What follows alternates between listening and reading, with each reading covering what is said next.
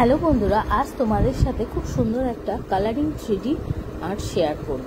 তো এখানে দেখো, আমি প্রথমে ব্ল্যাক কালারে পলিশ করিয়ে নিয়ে কিওর করেছি এবং তার উপর দিয়ে ম্যাট কোট করিয়ে দিয়েছি। এখানে দেখো, ম্যাট কোট পরানোর পরে আমি এখানে কালার অ্যাক্রিলিক পিঙ্ক কালার নিয়ে সেটা মনোমারে ডিপ করে করে এক একটা করে বিটস তুলে নিচ্ছি। তোমরা এতদিনে আমার ভিডিও যারা ফলো করছো জেনেই গেছো যে কিভাবে বিটসটা তুলতে হয়। মনোমারের মধ্যে ব্রাশটাকে পুট করে বিটসটা তুলতে হয়। তো এখানে দেখো, আমি পেটালস করে নিচ্ছি। প্রথমে 3টে পেটালস করছি। তো দেখো, প্রথম পেটালসটা হয়ে গেছে, তারপরে সেকেন্ড পেটালসটাও আমি করে নিলাম। এরপরে আমি নেব থার্ড পেটালসটা।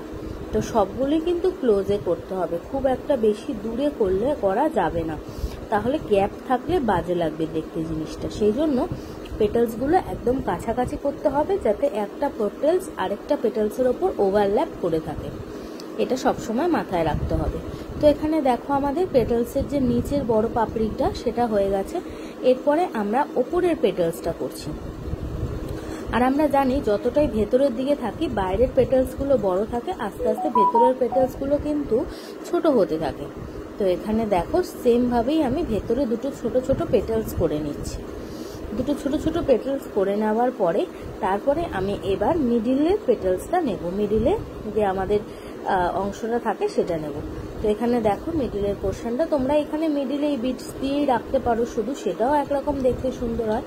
আবার এরকম গোল করে সি এর মতন করে দিলেও কিন্তু দেখতে খুব সুন্দর লাগে। তো দেখো, সেটাই আমি করছি। আমার এখানে পিঙ্ক কালারের অ্যাক্রিলিকটা খুব যে একটা ভালো তা বলবো না, মোটামুটি। তোমরা যদি ভালো অ্যাক্রিলিক পাও পিঙ্ক কালারে তাহলে তোমরা সেটা দিয়ে করতে পারো। আমি আসলে প্রথমবার অ্যাটেম্প করে দেখলাম, কালারটা খুব একটা যে মানে ভালো বা ফিনিশিং যে খুব একটা সুন্দর তা না, একটু রাবার রাবার টাইপের ব্যাপারটা আছে, তোমরা হয়তো দেখে বুঝতেই পারছো। যাই হোক, আমি তোমাদের জাস্ট ভিডিওটা করে দেখাচ্ছি। তো দেখো, এখানে মিডিলের পোর্শনটা হয়ে যাওয়ার পরে এরপরে দেখো, এখানে আমি পাতাটা করছি।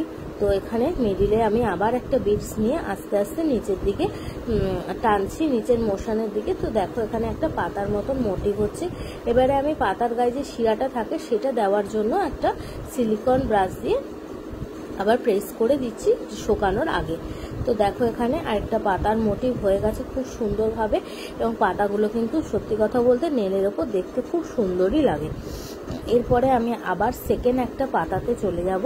তো সেম ভাবে আবার একটা বিটস তুলবো। বিটস তোলার পর সেম প্রসেসেই কাজটা করেছি।